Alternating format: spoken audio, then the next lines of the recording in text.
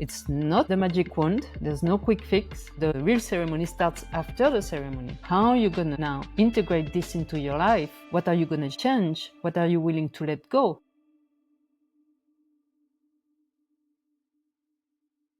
I'm fascinated because when we met, I've experienced some incredible experiences with you, both as a receiver of your work and also in spaces where we've shared the space as a collective. And some of those have been extremely powerful. And I'm very interested in your path. I love hearing your stories. And I know you started the sacred plant journey from 25 years ago. Yes. And so much has happened since. So I'd love if you could share about how that began, and then we'll dive into other beautiful topics in a little while. Well, first, thank you for having me in this podcast. And I just want to share that I'm French speaking, and my native language is French. So just for the people who are going to watch and listen, be compassionate with me. Sometimes I don't find all the words, but I'm very, very happy to be here and to share a little bit about this, my story and my adventure, I would say. So for me, it started when I was a little girl. And I'm pretty sure many people will resonate with that, because as children, we tend more easily to be in touch naturally with the invisible world, because we have lots of imagination. And I truly believe that imagination is the key, is the gateway to those other realms. We can see today sometimes when we speak about imagination, it's a little bit like, oh, she has a lot of imagination, like she's out there, she's not really grounded, and she believes in unicorns and fairies. But actually, it's like things, we are in a society where big imagination is not super welcome all the time, because it doesn't get we can't put people into boxes, right, when they are like open to all those dimensions. So for me, I grew up in a very powerful area in France, the volcano park. Really strong energy, lots of healers there. It's like, like people, it makes healers. Some telluric energies, some places, push people into those destinies, right, those paths. And so I was really lucky to grow up in beautiful nature, to be outdoors all the time. It was a time we didn't have, we had just a TV and not much to watch, and no devices. I mean, I'm not that old, but to see that, that's how the progress, things shifted so much. So I was really lucky to be in that environment and to be really close to nature in a very beautiful place, and also with a difficult household, a very difficult father. And so I really needed to escape a lot. And that's in nature that I found my salvation. And I could feel the spirits, I could see them, I could see the structures of nature, the wheels, the sacred geometry. I was in tune with that, and the beings of nature too, like the fairies. Uh, Not the unicorns yet, but the fairies at least. And so for this, it's been like nature has been my teacher from very early on, and and I experienced a lot of trauma as a kid, and this, I believe, also traumas kind of create breaches in your field and tend to dissociate. You dissociate, at this moment, and you can really see other things. So I'm not saying that trauma is cool, not at all, but for some people, a lot of people who've experienced trauma actually found another way, a way to survive. And so for me, it was connecting with the spirits, and I could also see the dead. and it was not scary to me. People who were passing in the village, for example, they would come and speak to me, and I would really communicate with them like people who were alive. And I would share that with my mom, who was very psychic also, but a suppressed psychic due to her tradition. Both my parents are from Sicily, so really uh, hard culture, really, really poor, and and a lot of Catholic, like dogma, and so my mom also had dreams that she would dream something and they would come true, and then I started having those dreams too, and we were having the same dream, and then things were coming true. So, but we were hiding this, right, from my father, who was really very against all those type of things. But then that was my experience, and speaking with the dead, and they were my friends. I was never scared. I was never threatened. And then I grew up, and the more you grow up, and like, no, I'm not normal. This is not okay because I'm speaking with other people, and I don't see that. Not everybody see those things, right? So I kind of like, okay, just keep quiet with that. But it would always come back in my life, and if you okay, I would like to share an experience I had when I was 8 years old.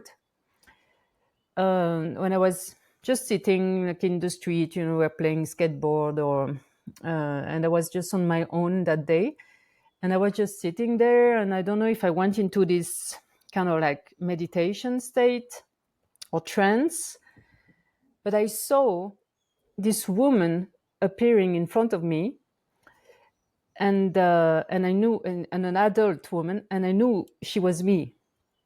And I had this deep connection as this little 8 years old girl with that woman who was standing in front of me, who was me in the future, and holding me with lots of love and compassion, and just telling me it's okay, you're going to be okay. I was not okay. I was a very disturbed little girl. I was very sad. I was very afraid of my father. And which is interesting because maybe when I was an adult, during a ceremony, I had this experience where I projected myself into the past to face that little 8 years old. See, like, Wow. and this has been my life pretty much. When I was a teenager, I mean, it went wild, but it was darker. I could really like my supernatural experiences were a little bit dark, and I started becoming really afraid of all this. So there's one moment I really shut everything, and it just a little bit later, and then I went into a deep depression. And when I was in my 20s, and I think because I was suppressing this, and also because some past traumas were just coming up. But then after that, that's where I really I really started to meet people who were also like me, and this was reassuring for me. And that I started experiencing. I did some. Started doing sweat lodges. The time we had a Native American elder was coming to France, and so I got to experience this. And I started receiving messages of what I was going to do a little bit later on my path. Then I did some studies. I went into theater school, and from this area in France, I moved to Paris, and that's really where I I started meeting really like all the adventurers of this realm. I got really lucky for that. And when I was 28 years old, so in year 2000, I've had many experiences, but I was kind of like, I go there and touching, but I'm not going too deep, right? I know I'm like special in the sense like I'm psychic, and I'm a little bit witchy and all these things I like, and I like sci-fi, and ETs, and I had experiences when I was a kid also, with the strong visions and dreams about other planets and things. But it was kind of like, my little, just something that could add to my charm, I would say. But I wouldn't go deep. But when I was 28, I was working in the film industry at the time. I met a French movie director who was doing a documentary on the curanderos in Peru who use ayahuasca.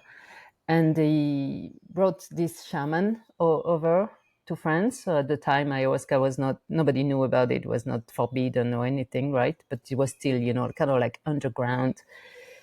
And he organized a ceremony weekend for this medicine man with just basically the crew of the film and some friends who came. And I'm like, yeah, I'm invited. I'm like, sure, why not? I really wanted to go to Mexico at the time, do peyote. I liked Castaneda, Don Juan, all the stories. I was interested in plant medicine, but mostly I was more like, I was partying, smoking weed or, hashish mostly in France.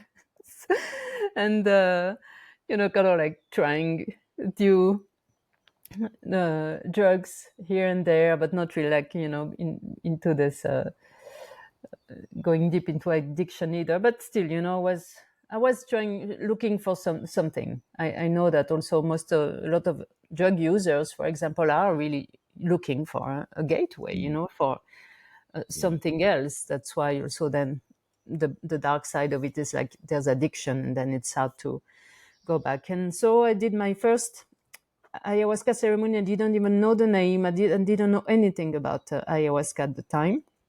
I had a pretty strict diet to respect before doing that.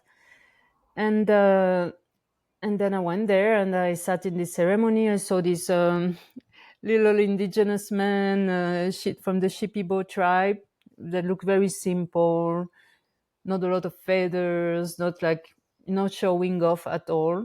But I could feel there was some power there, and then we were maybe a group of 15 people, and I just sat and I was well prepared, and I drank the ayahuasca.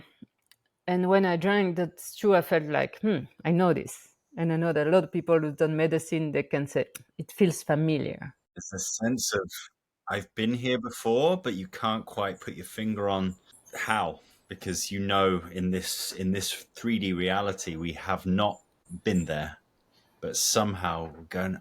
It's like a long deja vu sometimes. It's Exactly. very, very, very interesting. And so I drank that first cup, and then I feel everyone like processing around me and purging. I knew about the purge and was not afraid of the purge. And I'm like, nothing. I don't feel anything. And so I'm like, yes. I did all this preparation. At the time, it was quite a big investment, because there was a private ceremony bringing that shaman from overseas and all this. So like, okay, so I'm starting getting frustrated, and then guilty. Why did I do wrong? And all the judgment. Or already, that's why the medicine was working, even if I didn't know she was working. But then the curandero goes like once more, he wants another. Come like, yeah, me. So, and just I stand and like, oof, I feel like I'm a snake. I was like, oh, I'm feeling something actually. And then I walk to him and just kind of like sit in front of him, and he's like, cheers, like he gives me that second cup. And I'm like, sure. And then I drink, and it was like the effect, the more I was swallowing, and the more I was feeling the medicine kicking in. And I kind of like just have the time to go and crawl to my mattress, and that was it. I really went deep in the process. I had this huge opening, the vision open, and I was in a tunnel. but it was like real. This is even more, it's not, I've been to movies, I've seen movies, but this is something else. This is like definitely another reality. And I was used to do at the time, was doing shamanic journeying with the drum. I loved that. I was really interested in shamanism. This was like, I could feel there was something there. And, but this is like, it was not just visualization. I was there. And so the medicine man really rushed in, crossed the room. And I saw a wolf, like real wolf, coming to me, and I just jump on his back. And at this exact moment, we start going super, super fast, like speed of light into that tunnel. And I'm like, I can feel everything, the hair, I'm there. And the shaman is holding my hand. I can feel like I'm safe also. Just the song he was singing was just so beautiful. And I was, what's going on? And just, I went out of this tunnel. And here I am, like there are beautiful mountains and people sitting around fires, many, many people, like lots of tribes, lots of different people. And I know they are like my ancestors. I feel those are your ancestors. And I'm still with the shaman, and he's in my vision. He's with me in my vision. He's here, and he's like also looking around where the two of us. I mean, this is an experience I've never had ever again. I have many other intense and powerful and meaningful, but this one, there's like a delegation of like some of the ancestors come to him and start to us, but start speaking to him in clear Spanish in my head, and they tell him, you need to take her with you in Peru. That's it. That's the start for her. You need to teach her. That's her path. And he's like, sure. I can feel he's impressed too. He's like, he's like me, what's going on? He's never had this experience, even him before. But nobody's asking me anything. And then they leave, and then I just went back. No more words, just holding the hand of this medicine man, and just came back into the room. And it was it. I didn't feel the medicine anymore. That was finished. Wow. Well, I had a big purge when I went out of the tunnel, for sure. This one was a memorable one.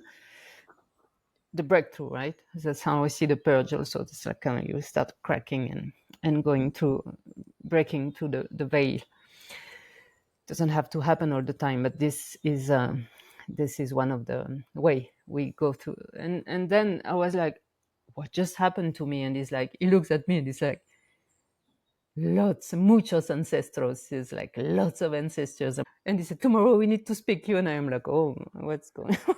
What's he going to tell me? I'm not sure, I want to speak about it. I just want to get out of here. And then he's like, you want some more? And I'm good for today, thank you. And then all the rest of the ceremony was like, oh, what's going to happen tomorrow? And then, yeah, tomorrow, the next day, during integration circle, is like, when it's my turn, is like I start. Well, I think I meet my ancestors, and he's like, he stops me and is like, Lydia went through a very powerful and very deep process, and I need to speak with her face to face. It's like, okay, so I'm even more concerned. And then he took me aside and he said, well, you saw what happened, right? You need to come. That's your path. You need to be initiated. He said, in these paths, sometimes it's a lineage. You have the grandfathers will teach their grandsons or daughters, or sometimes you're being chosen by the spirits or the ancestors. So that's your case. And that you need to come. And I was like, yeah, sure. And it's like, no way I would go there. And I didn't ask for that. I like my life, okay, just like my job. And what am I going to do? I said, this was too intense. I don't want to have an experience like this ever again.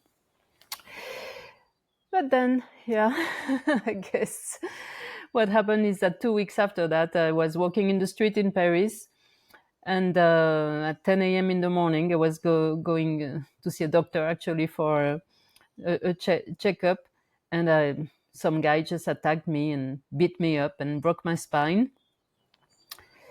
Wow. And that's how, I decided, from one day to another, I found myself handicapped at, I don't know, 60, 70%. While I was an athlete, I was done sports since I was very young.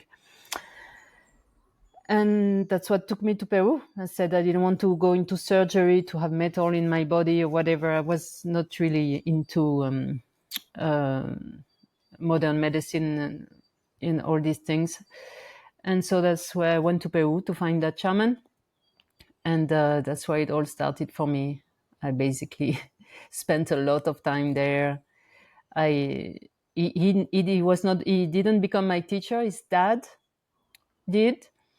We chose each other.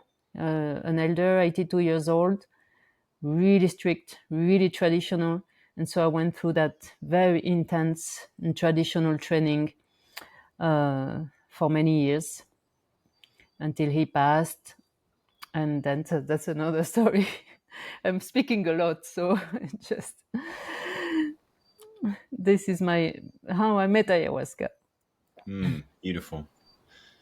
Your experience is very unique, as I'm sure you're aware, but that seems to have chosen you, if you want to use that terminology. You've had that experience and you can't really make that up.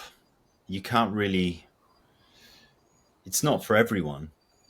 And it makes me think about how many people in the world right now are just hearing about plant medicine, ayahuasca, whatever it might be, and then just thinking straight into business models, thinking straight into, let me just run with this and then create a business out of it. It sounds like a good model. Everyone's jumping on board. But in my experience and your story that you've just shared, it's very clear to me that this is not something you can just make up. This is not something that you can just decide that this is a good plan and let's just go and stamp our names on it, create a business and move on. Something much deeper happens. There's a calling, there's a choosing, there's a connection. As you said, there's something that happens on the spiritual plane, whatever that means. And it's something I just don't think you can make up.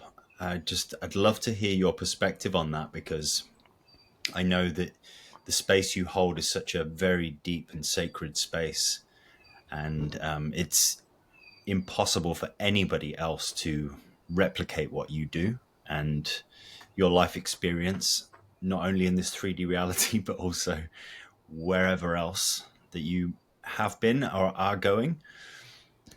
How do you see that right now about choosing ayahuasca? Well, that's true that it these last years, I mean, this maybe last 10 years, it's changed a lot. Before, if you wanted to do ayahuasca, you needed to go there, to the jungle and meet with the elders and do it in a very traditional way. Now you have ayahuasca retreats everywhere, and even in the jungle, it's not the safest place now to go, because it's not because also you're from a tribe that you are a curandero. I know some also people gonna take advantage of that. There's always the two sides of it, and also in this world, there's a really a dimension that we call the brujeria, the sorcery, the dark practices that exist, and a lot of people are not really aware of that, and so it's dangerous. I mean, you need to do that in a safe place. And also, I know ayahuasca very well. I've been working now with ayahuasca so much. She's like, we bonded in such a way. I know she's also a little bit of a trickster, and there's also the danger of when you go into this practice, uh, the ego can get in the way, right? And I hear so many people, oh, ayahuasca told me that I am a shaman. This is like, So you're like the only one who received that message, as you see when the experience I share, the medicine man is with me. When you go into those initiation, I mean, the entire tribe are going to see when you step into another level. I mean, everyone shares that experience in the collective, not just me saying, oh, I'm this and this, and there's a lot of that today. Those paths, as medicine people, it has to come. You cannot do this for like personal interest, as you say, for like just having a business, because now, of course, it's a lot of people want experiences. A lot of people want this, go into those healing modalities. So yeah, you can make money with that. If you're good at marketing, you can really make a lot of money. But if you do it for this, that's not, that's just not okay. You're going to open portals to forces that are going to take advantage of that, and are not right, and there can be harm in that.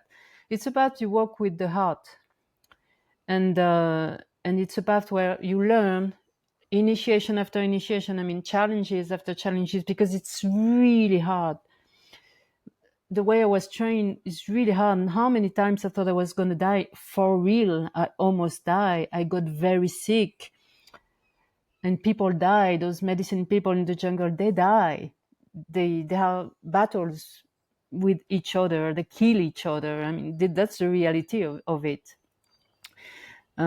Spells and sending, like darts, and I've seen it. I've seen that. I was on that battlefield with my first and even my second teacher. I mean, we've gone through that, jealousy and all these things. So you learn also that, and the medicine man.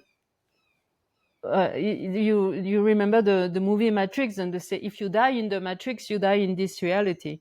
Well, it's the same thing. If you get hurt in this other dimension, you get hurt in the material world, because it's really connected.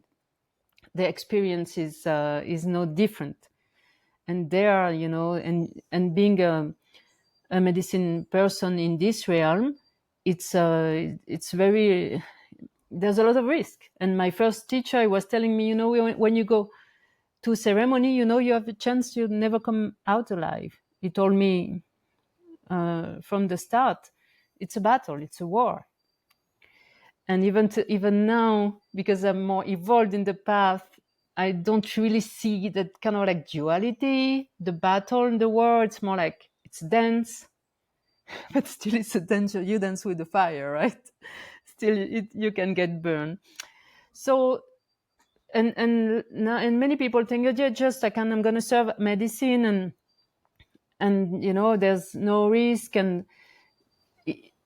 if you don't know how to master energy, the traditionally ayahuasca, that's really, you cannot just serve medicine and play music, right? This is not the tradition. All the tribes from Brazil to Peru and Colombia, they train medicine people who know how to handle the energies, who see what's going on, things coming out. There are entities, there are dead people stuck somewhere, ancestral trauma. You need to see that. You are the one who conduct the experience. And then everybody just can release and being in a safe place. Now, I know people also who are just facilitators. They don't claim they are shamans, and they just hold good space for the people. But they say, when we speak together, they said, for example, if something like really goes wrong, I wouldn't know how to handle it. And that's the beauty also of ayahuasca, that ayahuasca knows that too. And she's really loving, and she really wants, people to be trained, and to support and to help, other people. So she's the one also making sure nothing wrong is going to happen, but it happens sometimes still. And then there are issues, problems. So yeah, definitely I believe it's not something you can decide. being a curandero in this tradition. I mean, for me, having even now my work is like, I added so many other energies in the, but have always been the traditional, I always had the traditional background and the advices of the elders. And there's a reciprocity. Now ayahuasca is in danger. There's no more like wild ayahuasca in the jungle because everybody comes and take ayahuasca and do ceremonies. I mean, settings Mm-hmm. for money anywhere in crazy. It's crazy what's happening, and there's no reciprocity.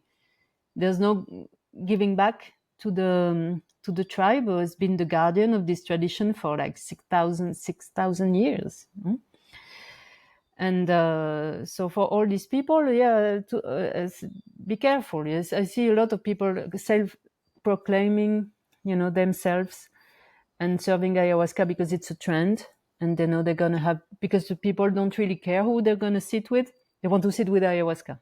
But no, I tell, be careful who you sit with. And because people are lying too. Some people are telling you they've been having this training, so in Peru, and you trust, they, well, it's not. They've done one dieta, the one retreat 2 weeks, and that's it. They serve medicine.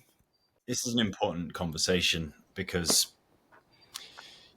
this is down to there's always going to be people that are going to offer ceremonies at different levels of experience. Some may be dangerous, some may be absolutely beautiful, perfect, really well grounded, and I really believe it's up to the individual to take that full responsibility to make that choice, because it's gonna be there.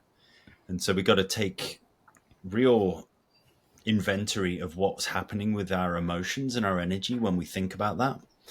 When it comes into our field, somebody mentions it, for example. Someone says, have you heard of ayahuasca?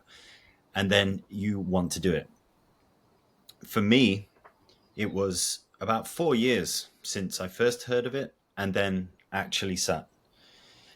And somebody told me very early on, make sure you sit with the right people because it's no joke. And I just slightly listened to that and then never forced it again. So when the 4 years came, and then just a bunch of synchronicities happened, and I met this person, ended up connecting with a real Peruvian shaman with a long lineage in his family, and I sat in that ceremony and I was in awe of this beautiful mastery and power of how this space was held.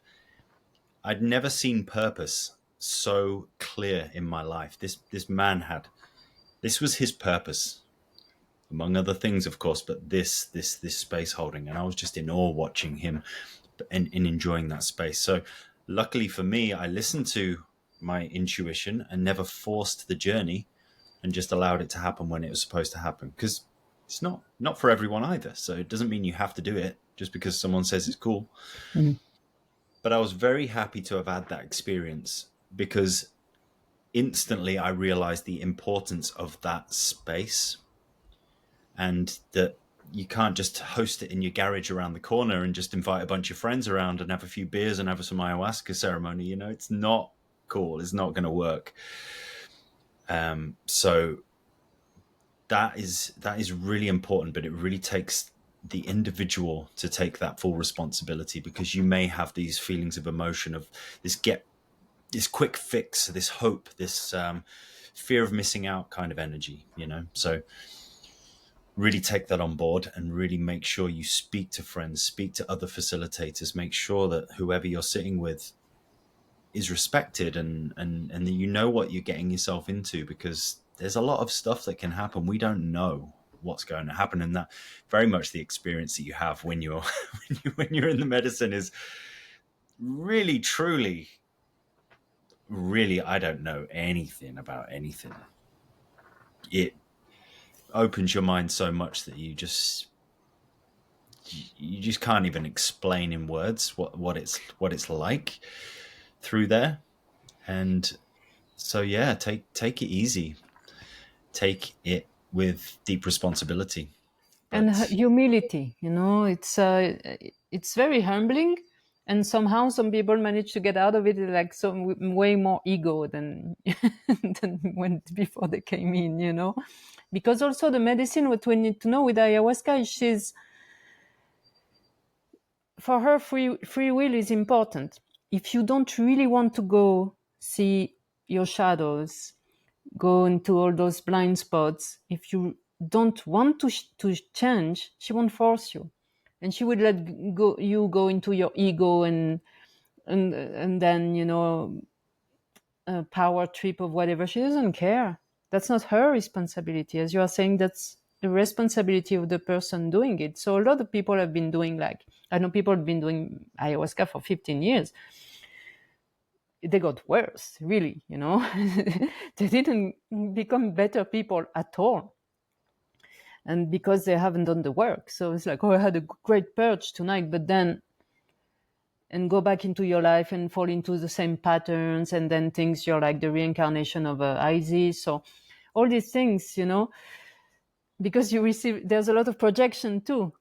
If you're not really willing to go and disappear and dissolve into the experience and offer yourself to the experience, you just get all the things that you need to treat and to change. They are getting worse, really. So, and I've seen people really that it, as you said, it's not for everybody either. Now it's like everybody wants to sit with medicine. It's really not for everyone. I don't think so. It's not the magic wand. There's no quick fix. The real ceremony starts after the ceremony. It's like, how are you going to now integrate this into your life? What are you going to change? What are you willing to let go?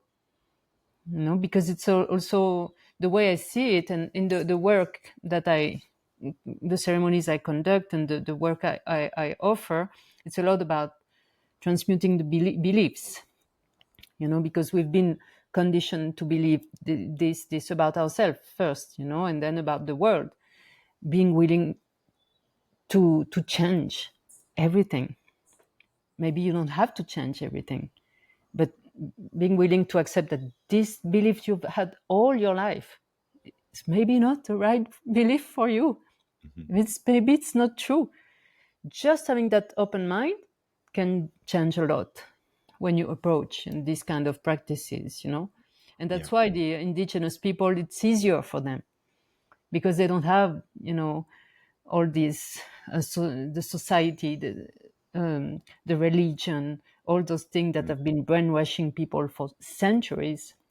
It's easier. They're just connected to nature, and they see ayahuasca in very simple and beautiful ways. Like ayahuasca goes into your body, and she would go deep, deep, deep into your body, and like extracting just what's in the way of you being just this natural person, closer to nature. But we've been so separated from nature for so long that for us Westerners, it's like, you know, it's battle, you know, to come back to ourselves.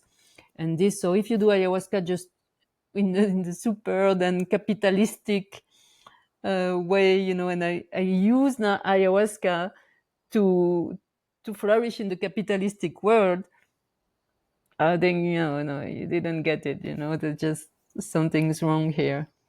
I mean, we need to survive, and, you know, for me, I get paid for what I do, but I'm not like, just I work.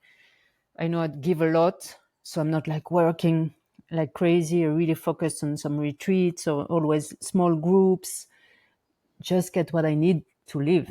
You know, not like I don't plan on becoming rich with what I do. That's not okay. And people supporting around, it's just more like a community style where people are going to offer their support when needed for some trip we need to go to, me and my partner, for, you know, these kind of things. So it's really, it feels pure, you know, in a way, ethical. Yeah, that's it. And I think not only just with, say, plant medicines, but with anything in life, whether it's even a sports coach or just a therapist, or, you know, anyone that you go to get help from, it's an external thing. we often give that power away to the plant. Think this plant is going to fix everything for me, but as you were saying, it's the journey afterwards that's such a pivotal, important, fundamental aspect to the whole thing, and that could last the rest of your life. And you can Exactly. have you could feel great for a year, and then you could have another challenge, and you never know how it's going to be. But the point that's very important to me around all of this is the ability for somebody, and that ability comes through the diligence and the practice, to dive as down deep, go to the depths, as you said, the willingness to let go of the beliefs that even you think may be good for you, just the willingness to go beyond what you think is right, go into the deep depths of your emotions. That experience can't be taken away from somebody. And that to me is where this true power lies, in the space holding, in the coaching, in the, you name it. And so when it becomes a business, and there are people that are very surface level, that are not actually willing to go into the real deep depths, then you're not going to be able to go too far. It's either going to be potentially unsafe, or you're not even going to get the best experience out of it, because where's the foundation? Where are the walls? Where's this the container? The container needs to be very, very strong in all parts, for us to be able to deal with such different levels of frequency and energy and dimensional goings on. This to me is extremely important, no matter what you do, because the best people I've worked with myself are the ones that are there, that they don't need to try to make change, but they just sit there in that space, because they've already been there. Just like the ocean floor is where all the rivers and all the waters run to, and that's the final place the water gets to. Mm. If it wasn't for that ocean floor, none of that would be possible. And it's like everything. What you do, what I do, it's a lot of training. It's like a professional athlete is not going to be a superstar just like that. Great musician, it's like years and years of effort, of practice, of training, of diet. Sometimes, I mean, it's a lot to get you to that stage. And now we're in a society where, like, yeah, I just need to say it to be it. Yeah, I'm this, or I'm this. And I see people also with like resumes so long. They know how to do everything, right? Like they have all the 15 healing modalities. How can you go deep in one modality if you're like doing so much? So like I do one thing, but I do it well, yeah, because I dedicated my life to this thing, right? So it's all the kind of like consumption, society. And I more than ever for me today, being a medicine person is a form of activism. It's reclaiming something that is just not here anymore. The ethics, the integrity, the the heart, the commitment, the when you go, also you commit to, well, for example, do in the tradition we do dietas, go into those very strict phase of isolation with ingesting other plant medicines to gain their qualities. It's a sacrifice, well, that's the word in a good way, in the Latin etymology, doing the sacred. That's what it means. So being like people on the red path who go to sun dance or to the moon dance, and fasting and vision quest and all this, that I'm glad also that it's coming back too, though, that Yeah. people are going back to those ancient ways, with integrity. This, for me, it's just like it.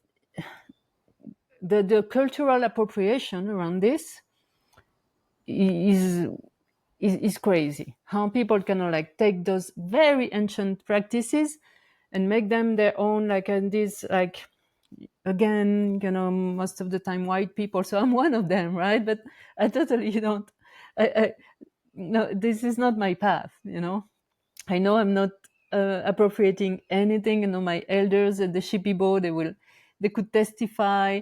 They really consider me one of their own. They really trained me. They know, where I come from, right? So, but the whole thing about, and then we see the tribes, they are not getting better. I mean, they need support. Imagine all those people doing all those different indigenous practices would give back a little bit to this tribe. It would be much different. No, again, it's stealing. Again, it's colonization. So that's why I said it's activism. If you do that, especially if you work with those ancient medicines from indigenous tribes, you need to do something, right? You need to be of support. I mean, you're not here either to save them. They really don't need saving. They know better. They know, they have the connection to the earth. So we are the one who are being saved by them for sure. But still, this is important for all the people also sometimes who don't, well, also very being honest in this part. A lot of people also, again, who serve medicine now and doing amazing work. They might not be that shaman going underworld and do like all this transmuting all these dark energies, but they still help people open their consciousness. And definitely, there are really good people out there. Well, that's also the other thing. It's not, you don't, it doesn't mean you have to be the one to go into the depths necessarily, because some people have that innately inherent within them. They're already built, ready for that space. And for some people they may have to do some extra work to go into that depth. So it's not, again, it's not about the resume. It's not, hey, I've been to this depth and I can prove it, I've got certificates. It's it's unwritten, actually. It's just the ability and the energy that you can hold, but it's not a requirement to go into those depths, because you may have already done that in other lifetimes, for example, or somehow you're already built for that. Well, So and I think other that's, people do it. We all have different techniques, and that's the beauty of it too. We don't. Not everybody has to do the same thing. yeah. So Lydia, when you began 25 years ago with the plant medicine work, something else happened in your life. What was that? What happened in 2008? At this time, my first teacher, my elder Shipibo, Don Benito, passed. He was old, and he was so strong, but he passed. And with him in the last years, so I mean, when I was working with him, we had a lot of those attacks, like from brujos and all this. So this, for me, I experienced also the really dark side of ayahuasca. It was unbelievable for me, because it was, ayahuasca is so much love that people could use ayahuasca to harm others. But then I realized that's the way it is. It's the duality of it. And so I stopped at this moment my practice, because I didn't have a teacher anymore. It took me a while, maybe three years before I started serving medicine when I started with him. I've done lots of traditional dietas, in like almost like 6 months a year for like 3 years before even I could, serve. And then I started serving to like a few friends. It took me a while before I really went into that uh, serving the medicine. I really didn't. I loved being an assistant. I was like, I'm not sure I want to be in the front line, like he is. I could see it was very intense. So I stopped at this moment and said, okay, what am I going to do? Because definitely I was now in contact with the dark side of it.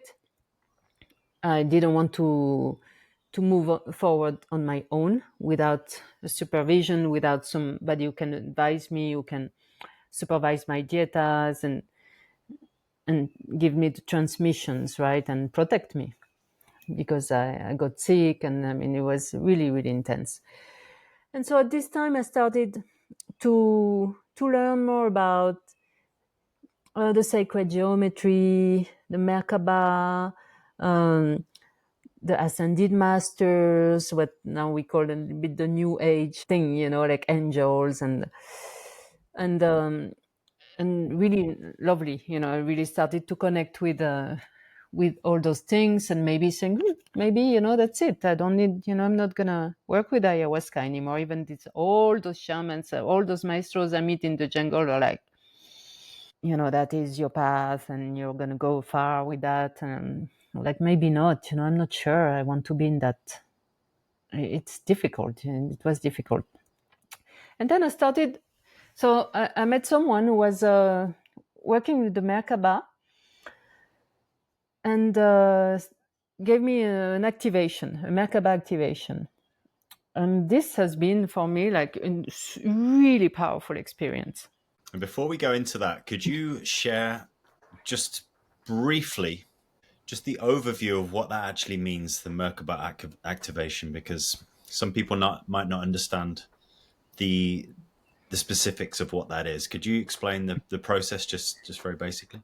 So the Merkaba, I didn't know anything at the time about that. I mean, I've read a book about that, but Merkaba, we say it's like the vehicle of light. It's the way I see it is like your energy structure when it's well built and balanced. So we all have a Merkaba. It's like another body that we have. We have the physical body, the emotional body, the spiritual body. Then we have our structure that is more helping us to navigate energies and life. So this man, he was working with the Merkaba, which was a double pyramid. Most of you have seen that, like the Star of David, basically, but in 3D. And he was also really connected to other dimensions and tuning into each person field and activating this Merkaba in the heart, right? And that experience I had, actually, I had my Merkaba activation at the exact moment when the tsunami hit in Thailand, Right. at this moment. So I had the experience. So when I came back of my experience, I saw that on TV. That was just happening. So I was like, okay, this is like something going on Earth, and I kind of like went into that timing exactly because things are going to shift energetically on Earth since that event, that tsunami. I don't remember the date, but it was the biggest, one of the biggest. The planet at this moment had a shift from her axis. Right. It was really strong, and so I started. This person was very knowledgeable and gave me a lot of transmission. I started working with this and Merkaba, and then he gave me the information. Now we say the codes to be able to do that to other people. So I started activating other people's Merkaba, and I started having dreams like I was supposed to retrieve an ancient technology, crystal-based technology, and that this is like a portal, something that is going to be very important and that I need to work with. Really strong dreams, and so I was not drinking medicine at the time. I was still working with some other plants, but not with ayahuasca. I experienced a lot of other plant medicines also. I went pretty deep with some of them.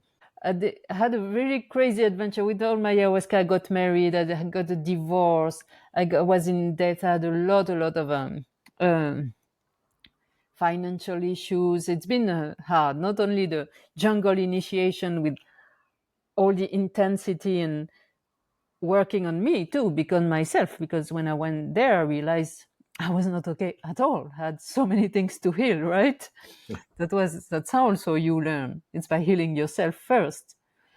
It's not only okay, I'm here, I'm receiving, I'm a medicine woman, I've been chosen, and then that's it. No, I had to go and like eat the mud and like, I mean, like it's been, yeah, and seeing my own all my schizophrenia, whatever. I thought I was like totally insane, and I guess I was. I mean, the entire humanity is.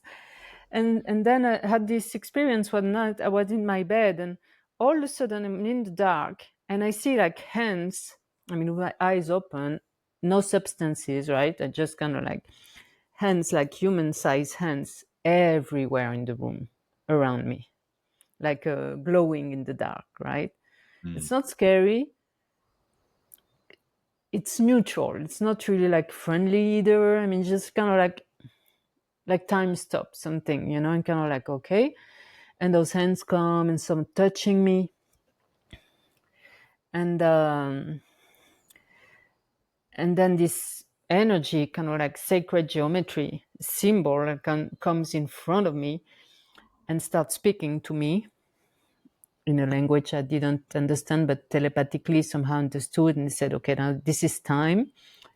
You need to go on a journey, and you need to retrieve information all over the world to create, to recreate, to retrieve these very ancient uh, crystal systems called SIBA, SIBA." And it felt for me very Mayan, Quetzalcoatl type of vibe, Toltec, Orile, when it was that energy was speaking to me. And I've always had this attraction to this Mexico and other so that's how like living in Costa Rica. Like maybe this world is always been very strong, even if I went to Peru. And and that was it. And from this moment, after this experience, started having very precise, clear dreams. Okay, at this date, you need to go to this country. You're gonna do. It was super precise instructions. You're gonna do this and this. You go to this temple. You have a protocol to do, and you're going to retrieve in crystals some information. I mean, I was guided step by step. And what was interesting is that I didn't have money at the time. I was living at a friend's place in exchange for dog sitting, and but each time I needed to go on a journey, something would come. Like here, first you need to go to Egypt, and then 4 days later, a friend calls me. Is like, I want a trip to Egypt for 2 person. You want to come with me? I mean, Yeah. really, that was how it happened. It's like, well, I need to go there. Let's go. I'm coming. Same. Then I need to go to Mexico. And I have a friend who calls me. It's like, I'm invited to do a yoga retreat. She's a yogini. It's one of my best friends. I work with her today. And, but they'd like also ayahuasca ceremony. You want to come?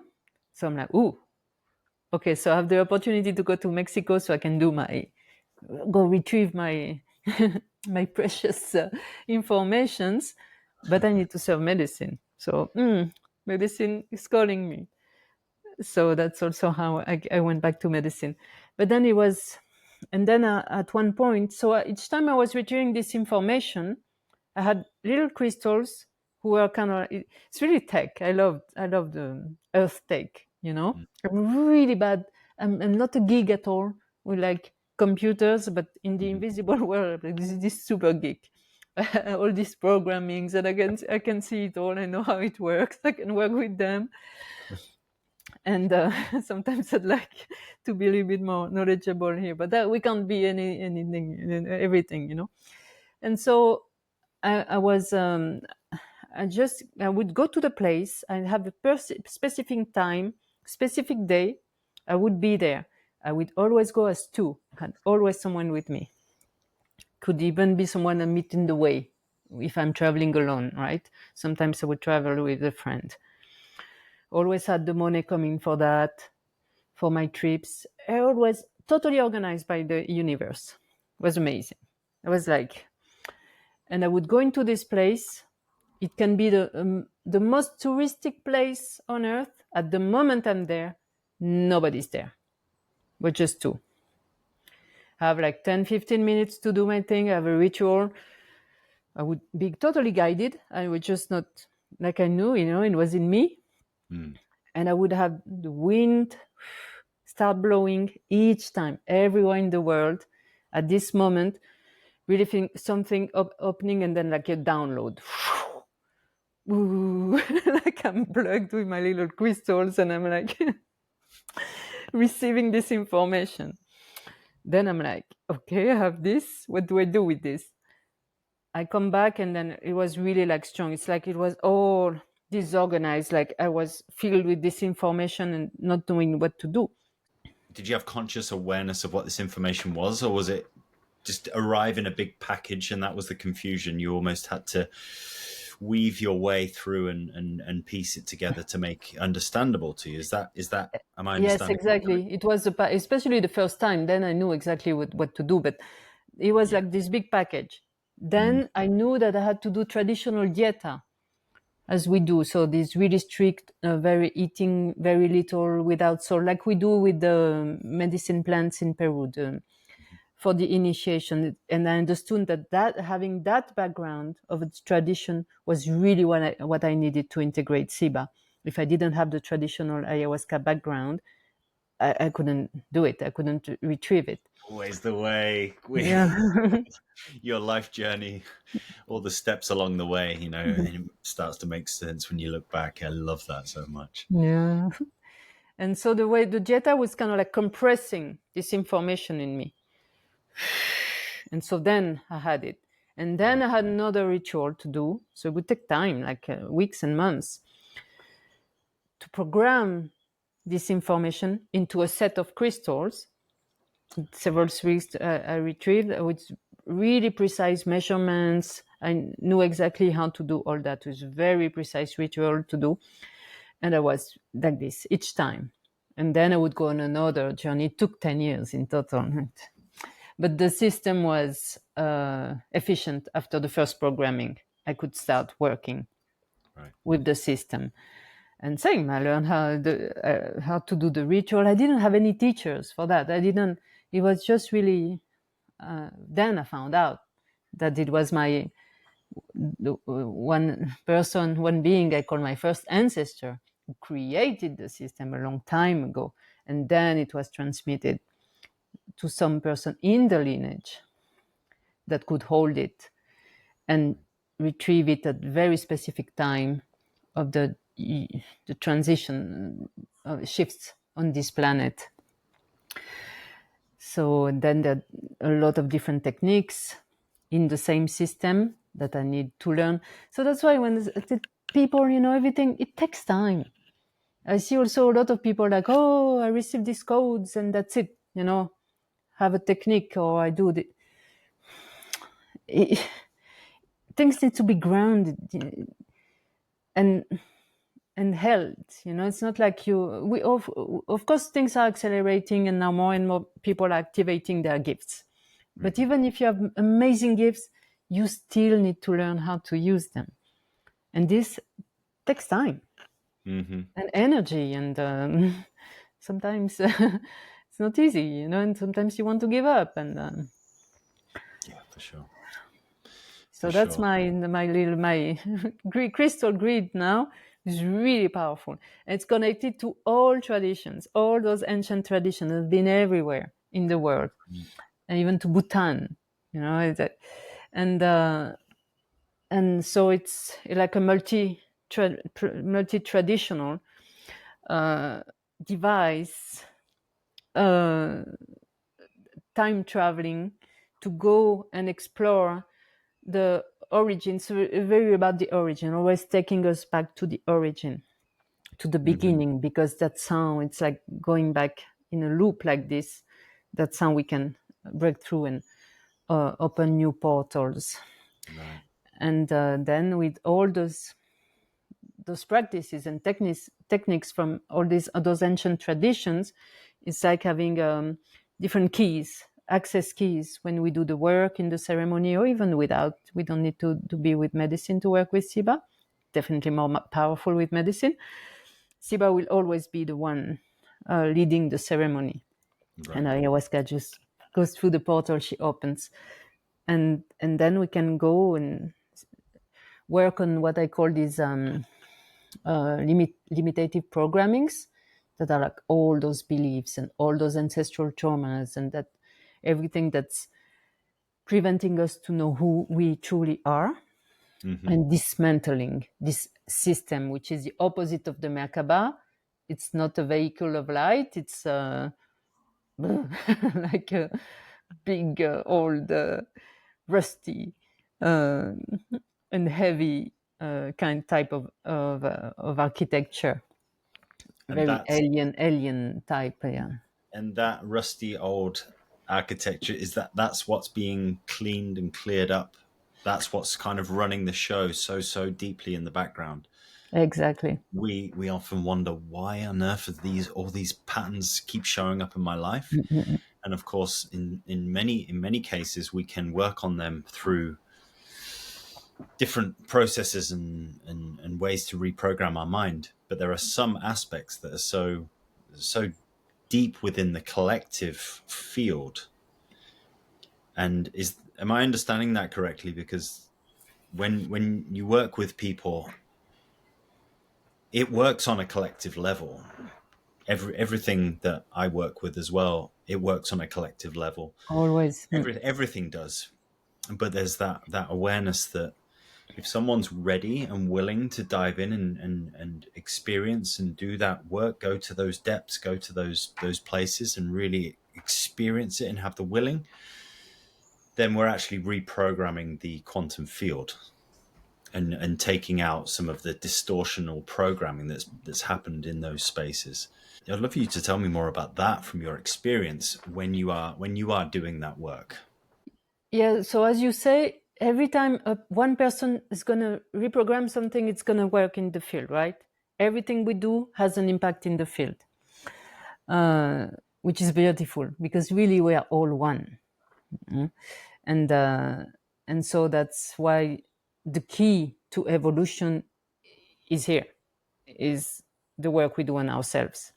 I mean, we can of course have actions and do things, this is also very important, activism again, but the strongest activism is being willing to change ourselves, because it's going to have an impact on the entire field. We're all connected with DNA, by the DNA, and that's how we communicate on a more subtle level on this planet. It's resonance frequencies, and so you shift your frequency, it's gonna shift a lot of other people's frequency, and it's gonna change. It's changing the world. So the way we work is at a really deep level. Where SIBA goes is where it's very hard to go. That's why it needed this strong shamanic foundation too, because as we said, the shaman is the one who's going to go into the underworld, is going to go do the work that nobody wants to do. That's taking out the garbage, really going where it's nasty and it's not fun, and there are lost souls, and everything that's been forgotten, everything that's been forgotten. That's where we go, and those ancestors has been like lost and wandering forever in some loops, and that nobody cares about and nobody know they even exist. That's where SIBA is going to go. So it's very humbling. It's like, yeah, the the ones that we always want to meet, the great ancestors, right? It's like, well, I want to meet. We all have great ancestors, those medicine people, those wise people, the people who did good things, But sometimes we don't have access to them fully, to their medicine, to their transmission, because of the one who's been traumatized, the one of the horrible things. We don't want to know about the one who had miserable lives. That's where you hear, I'm the reincarnation of this poor peasant who died with in testicle infection, right? I mean, nobody wants to identify to that, But yeah, those ancestors are treasures, because when we go and you heal them, Mm-hmm. then okay, the others, the higher frequency ancestors or entities, they will, you know, give you more, because you've been willing to go to those places Mm-hmm. that where nobody wants to go, because it's not really sexy, right? And those things that have been held there because no one wants to go there, no one knows how to get there, generally speaking. They're hidden. They're hidden and forever, really deep, really trapped. So to be able to uncover this, because it's also the logical mind just goes nuts if you were to just try and explain the ins and outs of the details around what's happening in these levels. I mean, most people would just think you're nuts and they wouldn't understand, and the conscious mind would just Mm. freak out. But just to be able to go there and just allow this stuff to be seen, to be uncovered, to be released, it's like freeing prisoners that have been there for so many years. And you can only imagine. I mean, I'm just sharing from my experience of, I know that when things like this are shifted, I don't need to look outside to see the results. I don't need to prove anything's happened. I know something shifted. To me, that's enough. Some people need the science and all that, but I know I've experienced your work as well, and I've had some of those things that have been released. There's an aspect to myself that lived in a different galaxy, and there's a different family, and something was shifted and cleared around that. My Steve here in this reality is kind of like, I don't know what you're talking about. Mm. But just as you were saying before about the medicine, there's this sense of, yeah, but there's a deeper knowing. I know that.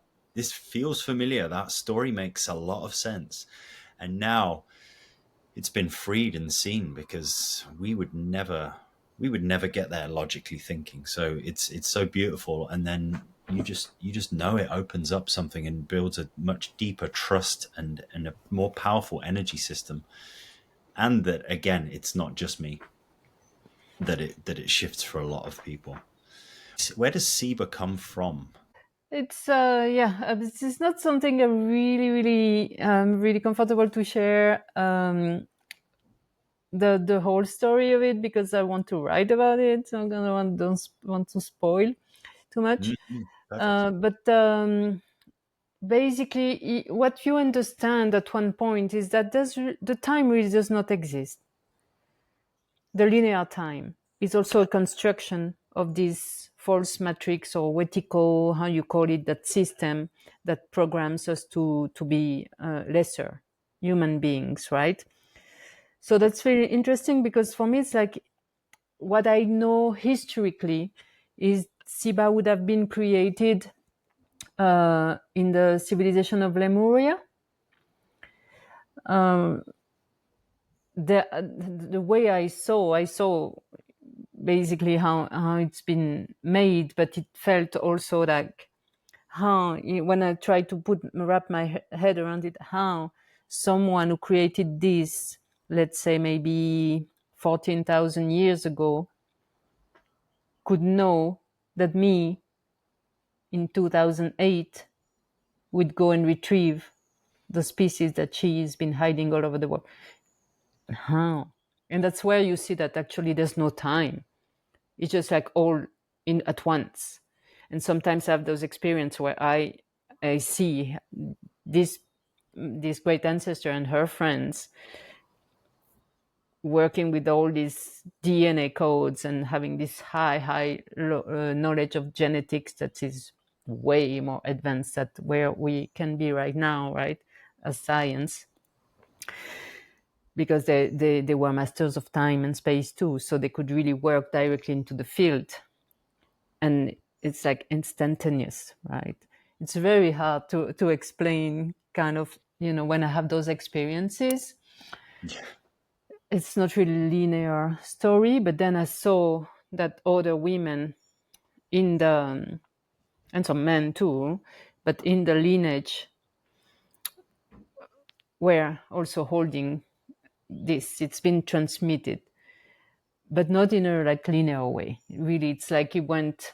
It's kind of like different time period where it kind of like manifested. And even that with SIBA is like a big DNA decoder. So Mm. at one point we can connect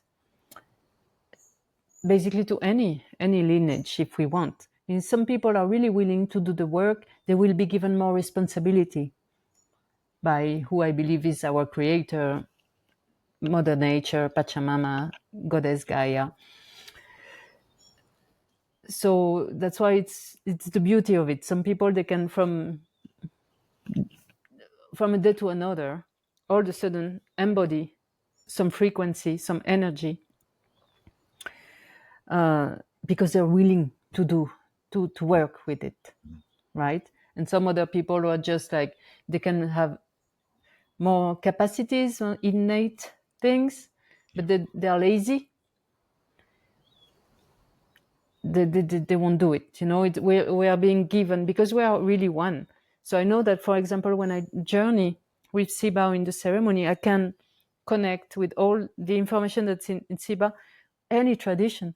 And I feel like at this moment, I am this Mayan woman, or this African poor little boy who just got killed, or I can experience all this, but I never identify to it. Mm-hmm. And I just disappear. I just let whatever needs to be healed go through me. And then it doesn't have anything to do with my own genealogy at this point. Even if I'll go also, I see my ancestors, but that's the beauty of it, just being able to disappear and being able to embody, because not everybody in the world can do this work, right? Some people, they just can't. They just need to eat every day. They don't have time. They don't have the privilege to do inner work at all.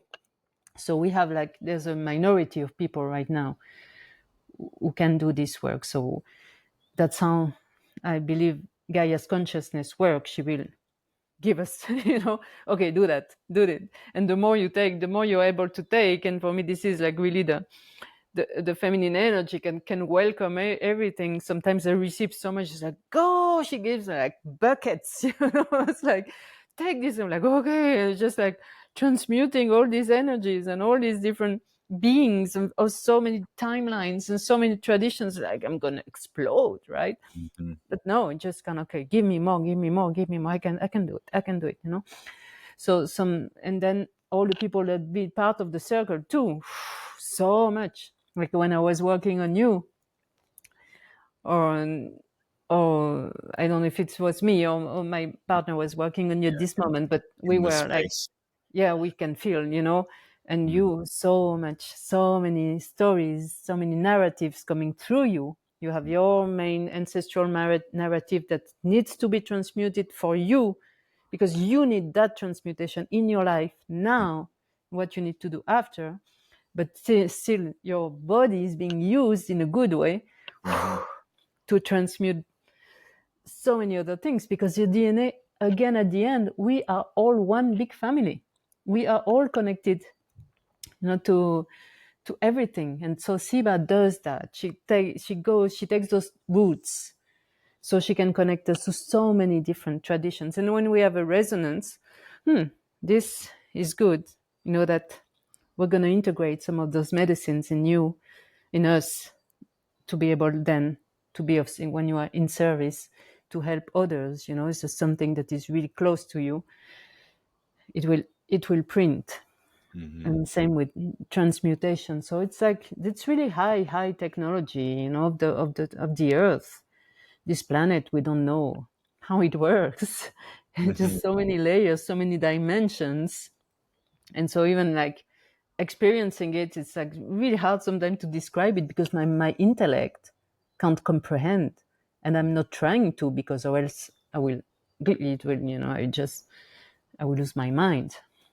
And that's why also I needed this really long initiation and all the dietas to be able to have a really neutral mind when I am experiencing this multidimensionality and traveling in so many dimensions at the same time, transmuting so many storylines, and just be a vessel without my mind coming in and kind of like trying to make sense. I bet you can't even imagine who you'll be, what you'll be in 20 years' time. But your vessel will be so much more coherent, even from now. It's going to be stronger, more powerful. I mean, who knows what's going to be possible? And I think that's also what's important about, say, the Merkaba work that you do is, I guess, as we're strengthening that time and time again, it's never ending, but we can always improve and strengthen that energy field. And the more we can do that, and without, say, judgment or without trying to figure things out and just letting things flow through with an unconditional vessel, then we're actually able to hold and transmute so much. And ancestral work is something that you've been speaking of just recently. And I know that there's been so much ancestral work that's been very important for me that I can't escape. It's just stories that keep coming back, and they've come up in various different sessions over the years, in different experiences, and they come back in different forms. But I realize there's something important for my purpose on this planet is to transmute a lot of my ancestral baggage, so to speak. It's definitely changed my life, and I know that there's a reason for it going forward to change the epigenetic effects of what's been just replaying on repeat. And there's a chance now in this time and space to actually disconnect or retransmute, or I don't know how to explain it, but I know it's very important work. Why is ancestral work so important? First, having all those ancestors stuck in those loops, all those traumas, it's like everything is step printed. Something that happened again. There's no time, so everything is here. All the traumas of our ancestors, they are here in us, and so we're like haunted houses. We have like all these tormented souls that are like, even if it's really well hidden and in the DNA at the cellular level, but they're like screaming for help, and they're angry, and they're afraid, and they're guilty, and all these things. And so, and they're haunting us. So sometimes we have so many emotional reactions, for example, or triggers we have. We react right away. We don't really realize, we're all of a sudden possessed by anger. We use those words, being possessed by anger, or overwhelmed all of a sudden by fear or by doubts or guilt or whatever it is. And it's not us. Those are the ancestors. And even the traumas you had as a kid, you had that trauma because it's just a remake, a replay of traumas that have been here, again, those loops, and that hasn't been solved. So it's going to replay again to make us understand there's something there. Each time something happens to us, it's always something, okay, this is where I need to go look.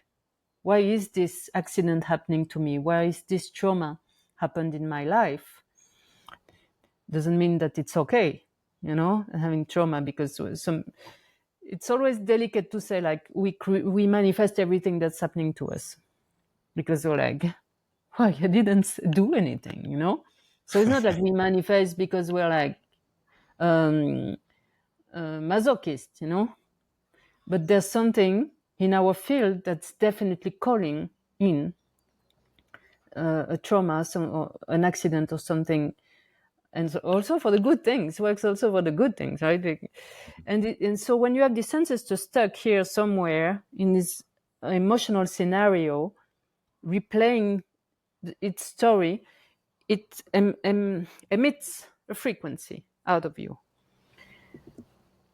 in your field, and that frequency is going to attract something at the same level, another frequency, right?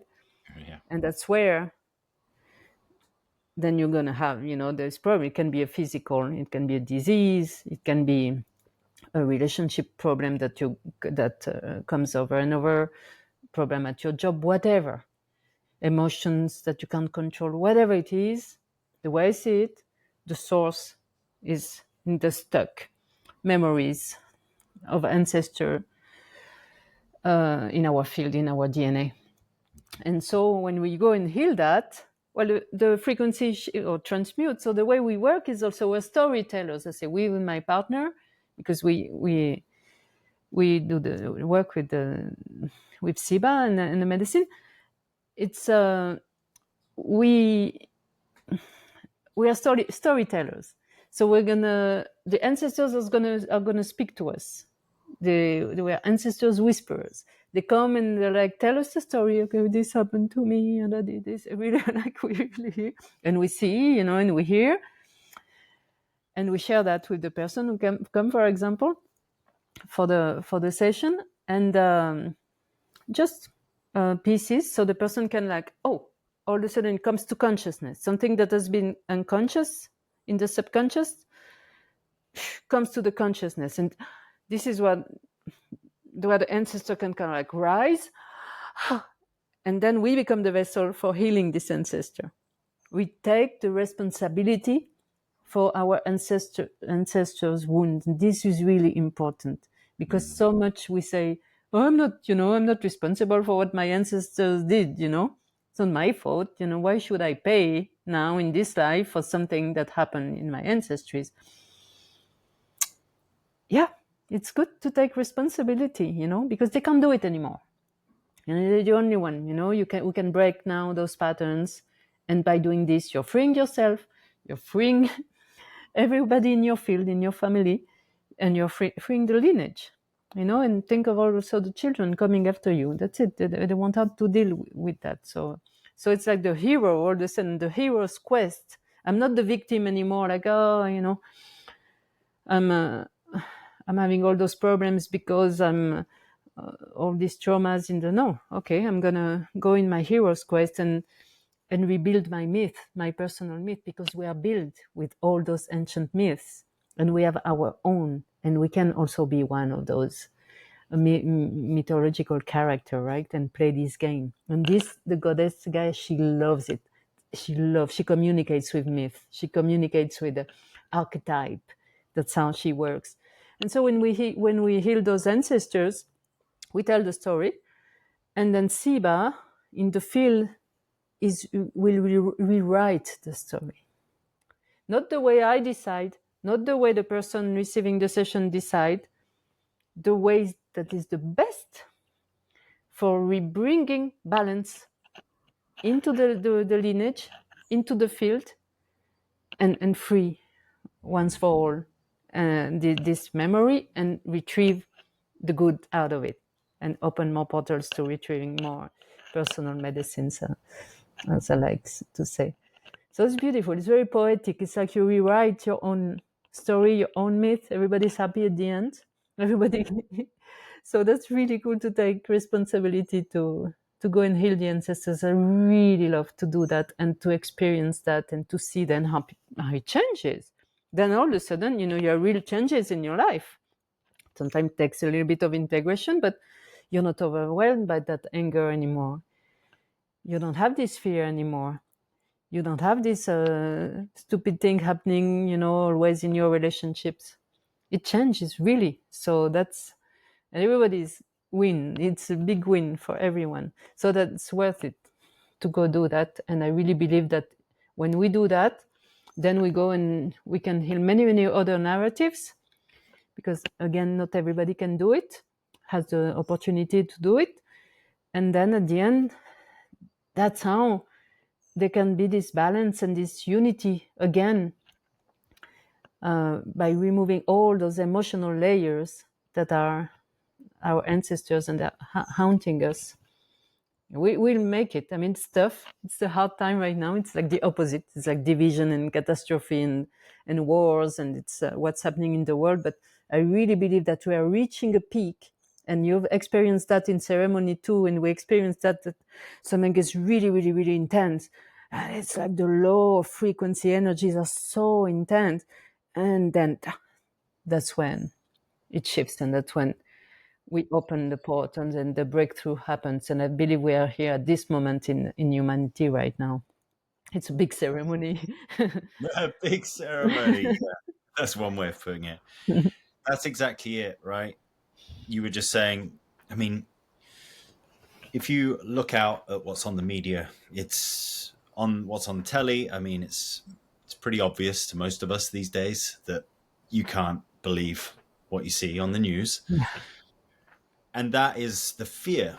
This machine that's trying to to pour fear into the field, into the minds of everyone as much as possible. And I've seen over the last few years, especially, the desperation in which that's coming through. And I think it's the same as what you were just sharing. It's there's a lot more work, a lot more light work, for want of a better term. That's one aspect. But there's a lot more people waking up to this awareness. There's a lot more people doing the work. And for right or wrong, good or bad, a lot of these medicines are also becoming more mainstream. And so there's a lot more awakening happening. And as that awakening happens, people are peeking through the veil much more and seeing the bullshit and the lies that are prevalent all around. And that's what you were just sharing there. As we can see more of that darkness, it's almost through desperation tries to force its way through.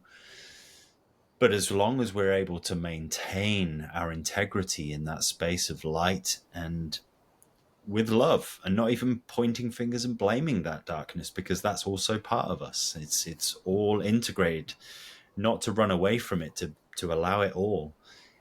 That often can then start to shift. And I also feel that we're in that kind of place in the world right now where we're really at a precipice of something. It's very intense all around.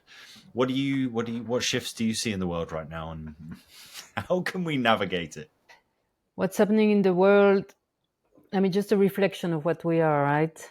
And now it's like we've seen it these last years with all these different shifts of energy, and as you say, so many more people getting into this work and opening to their gifts. All of a sudden, it's like people like the pharmacist. I've met so many people like this. All of a sudden, like becomes a psychic, right? And then like all of a sudden sees everything. Someone who's never, it happens. We're like activating, right? So it's happening because we are definitely, I see that as a regeneration. I call it the planetary regeneration. And it's going back to the source. What I believe is that the planet herself is going back to her source, and she's taking us with her. Like she's really navigating in the universe, and sometimes I can feel it attuned with this energy, and I'm like, "Ooh, it's very fast. We are going very fast." And there's really like so it's happening. It's happening whether we want it or not.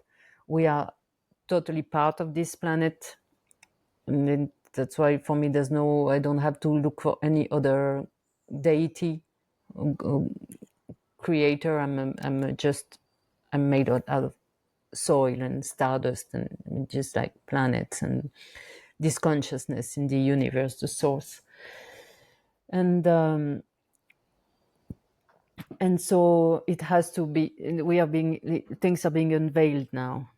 All those traumas are being played right now. It's a big circus. It's like it goes like it's insane when you see the level of immaturity of the politics, for example. They're like 12 years old. Yeah. But they, those politics like tweeting, like you look, that's like those are the people in charge, of other people. It's But laughable. it's, because most of the people don't want to take their own responsibility. So we give our power away to people who are just greedy and thirsty of power and mostly are psychopaths. And that's the result, right? If everybody takes their own responsibility, and now more and more people are like, wait, we want another system. But those forces, the system, which is the goal of this Wetico, of this false matrix, is really to keep kind of like going, until it just can't anymore. It's just kind of like system of like trying to crush everything. It's like the caterpillar who's gonna eat so much before getting into the cocoon and Yeah. becoming the butterfly, right? But it's not a cool caterpillar. This is like really like we're like okay, that's the planet is like in danger, It's like, but it's not. Mother Gaia, she's not. I mean, their consciousness is so evolved that what I believe, and it's not a popular opinion, that it's whatever is happening is her doing. We talk about the Gnostic myth of the fallen goddess Gaia into the trap of the archons. So these archons would be those non-organic beings that are basically the consciousness of the Wetico, of this matrix, like this hologram we're kind of like stuck in, and a dimension that is not a nice dimension that try to prevent us from evolving. I believe that it's my belief, it's my experience that she created that for evolution, to make us evolve. So even like the darkest horrible things are happening, she's she created she letting it. It's happening, and it has a reality, but it's not really. It's one reality. It's not also the ultimate reality. So what is really difficult is to be able to accept whatever is happening, even the worst, with compassion, with no judgment, which is really hard for me. For example, like I love children and I just think all the suffering of the children, right? I love animals. I think of this sometimes. So I can't try. It's really a training. Just being the frequency of the heart and do things doesn't mean we mustn't do anything. We're here also. Like she's like testing us. Okay, what are you gonna do? You're going to do that healing work? Are you going to be that activist, trying to raise consciousness, picking out? This is important. A lot of people are doing very important things, and we're all connected, right? We need each other. Some work I'm going to do with SIBA, going to that specific dimension, I wouldn't be able to do it if maybe this other person, this artist or this poet in the other part of the planet had been doing an action before. It just came and resonated. And what I do is going to go to other people. It's really a teamwork. I always see it and never forget that. I'm not like I do what I do. I'm the only one to, No. Yeah. Maybe working on those frequencies, maybe I'm the only one doing that, but others are also the only ones doing that and this, but it needs to be it connects together.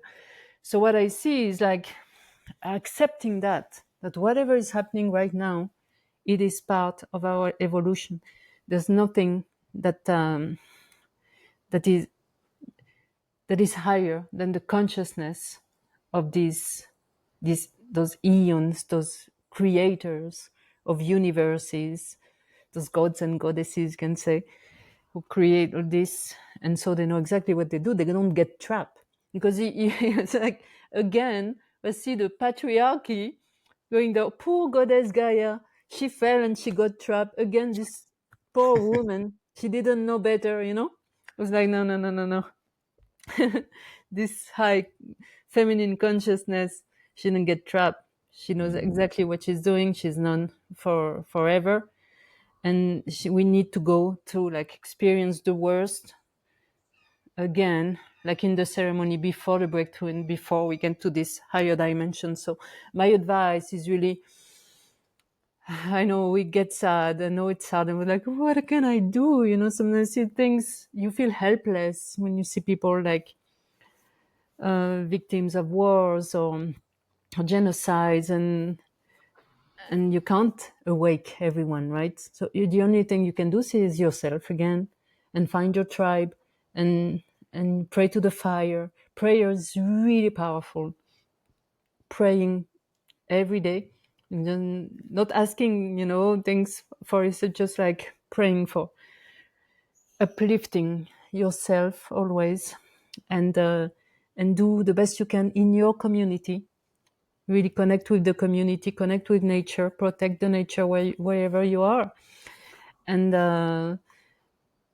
with what how I see the shift is like really a shift of dimension. I see that this dimension here is, it cannot change. So we cannot change the Wetico the way it is. We cannot really change it. We can only create something else, manifest something that is more natural, because it's totally unnatural, this whole system we've been. So we'll see, many people want to change the system. I'm going to vote for this guy instead of that guy. You can change the system inside the system, really not. You need to co-create another paradigm, another system. That's how it's going to change. More people now understand that, are going to do it. But honestly, stop voting for those guys. Forget, you know, I mean, this, like, it's not changing, you know. Again, you give your power away. You give your responsibility away to someone. It's like, oh, he's going to do the job. And then he didn't do it. I'm not happy. It's always the same. Always. Oh, I voted and they lied. They didn't do. Yeah. Yeah. Of course, you know. What do you think? You said something a few moments ago as well. It's about this. It's a mirror reflection of the traumas that we have collectively, individually, and if what we're doing now as a collectively speaking is those traumas are coming up, and then we're fighting them, and that's exactly what we've been talking about. Is you've got to meet those traumas and learn to be with them, have compassion, sit with them, not point fingers, not fight it, and so that it can actually be seen and met, and then blended and mixed in to become this oneness, and this illusion of separation is the biggest cause of problems. As soon as we see these traumas and the way it's all manifesting in the world, this person's bad, this person's disgusting, evil, heinous, that hatred we have towards them, as justified as it might seem, is actually that's what's creating that separation also. So we have to learn on a much deeper level to love all of the things and the parties and the people and the forces that be, the leaders. We've got to find a deeper level of love that encompasses all of that, not the love that we've been taught that's just, oh, I love you, that will Mm, heal it all. No, it mm, has to be all encompassing, where you're almost indifferent to what's happening. And I know there's a better word for that, but you get what I'm saying. You're able to hold this space without thinking, oh, wow, that's fantastic, or wow, that's disgusting. It's just, it is what it is. And the moment we're able to hold that more than 50%, I assume, on a collective level, then we're going to be really being able to see these shifts. And that's, from what I understand from what you're sharing, is really the perspective of Gaia, is that it's got this separation for us to play in and for us to experience, but she's it, and she's just there. This is it. I've got this down. I know what I'm doing, and our limited perspective is the one that keeps fighting within this realm. As soon as we can create that connection and go from left to right, blend it all together, come away from the separation and become that oneness, yeah, that's really where it's going to shift. Yeah, we're gonna be able to teleport. Really, I'm saying I really don't, care about judgment. We're going to be telepaths. We're going to have to the Merkaba. Is going to be like this body. It's going to be physical, and we're gonna travel from what we can do in ceremonies. For example, we're gonna be able to do it with our physical body. I'm sure of that. We're gonna feed on prana. We won't need any more solid food. And we are going to birth as a new humanity. We are not born yet. We are not born yet, but it's coming. And it's not even a question of number, because all this is also sacred mathematics, right?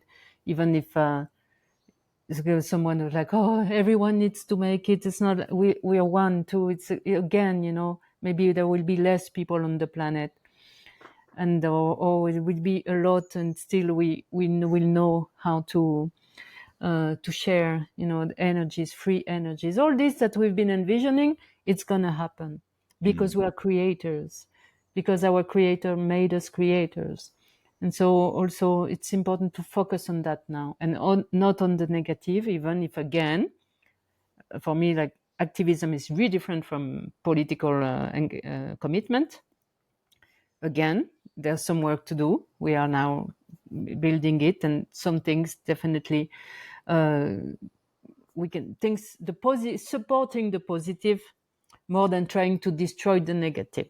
So all the people who have doing good actions, all the rise of the indigenous people right now, also, I can see in Africa, and the people of origin, from their land, they are really reclaiming their land. All this, we can go support those causes. This is important. The first people, they hold the key also of how to navigate this transition, because we're going to need to know more about the earth. Right? We lost so much knowledge about the earth. So also many things we can do, but trying to fight or to change a political system, there won't be no government, no religion, no government. Everybody will be like tuned in like such high frequency. We don't need to be governed.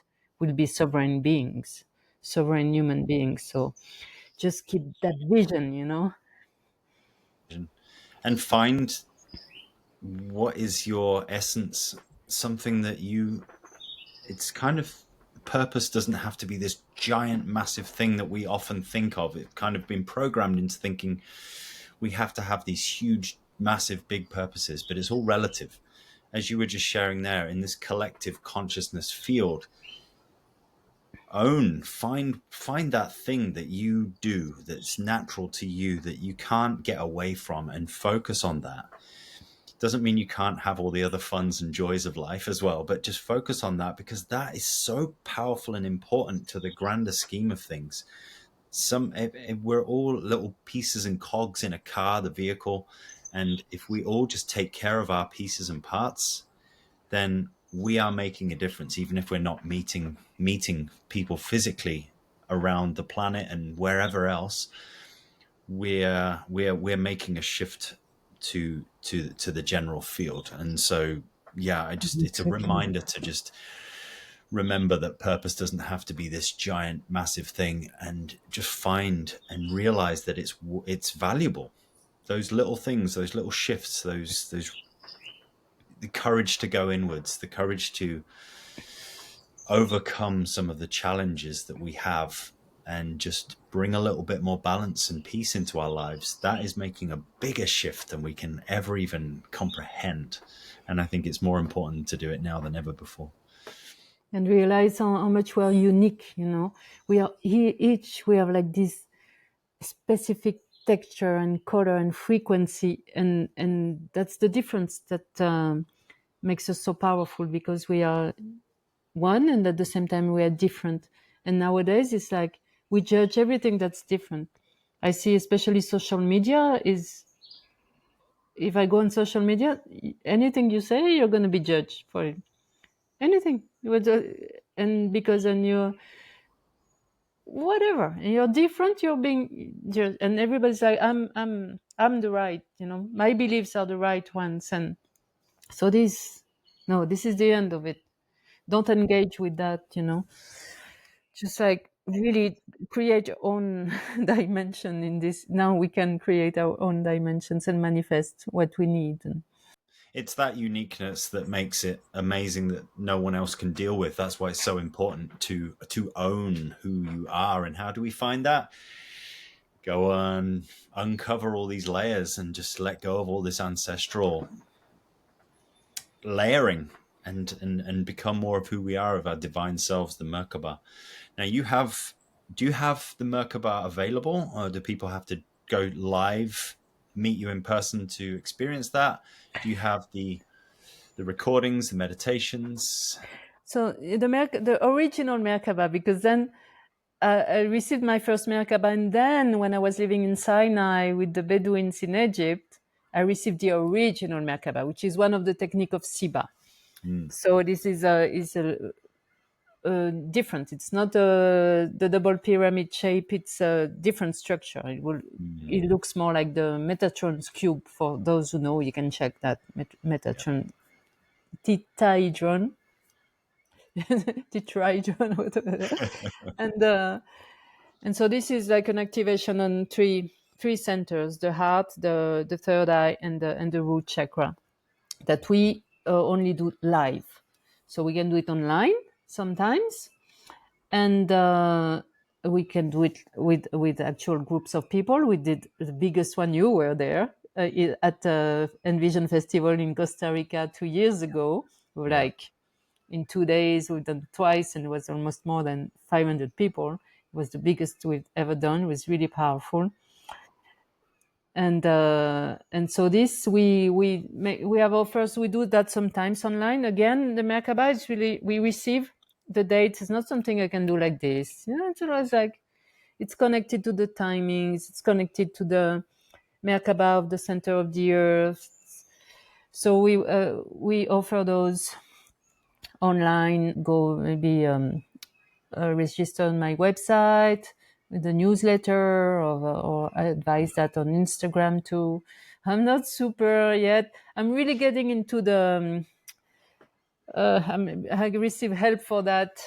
A little bit more organized. Really old school. So yeah, basically newsletter or Instagram, and not doing a lot of content. And I'm going to start also some trainings online. Not a shamanic, like becoming a shaman online in 3 months, right? It's a bit different. Yeah.